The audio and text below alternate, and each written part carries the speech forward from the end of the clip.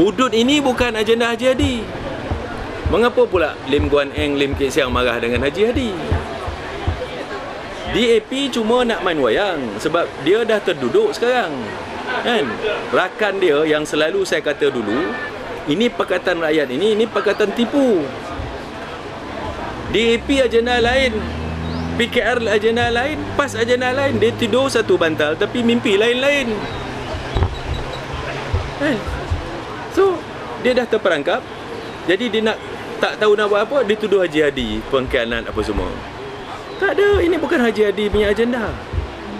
Kalau Haji Hadi punya agenda, masa Haji Hadi jadi Menteri Besar Terengganu, dia dah buat dah. Ini adalah PAS.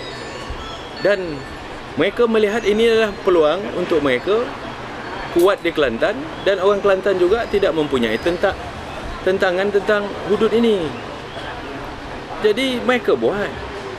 Dan mereka akan membawa apa yang dipanggil sebagai bil persendirian, private bill, ke Parlimen. Jadi biarlah member Parlimen debate. Terpulanglah, kan? Siapa-siapa yang nak menyokong, siapa-siapa tak sokong, kan?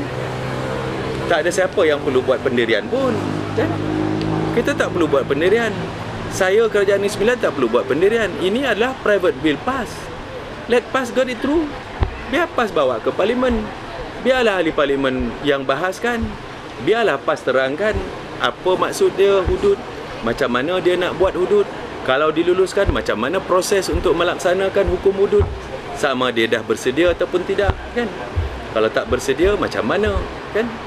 Biar dia terangkan, because dia yang membawa private bill.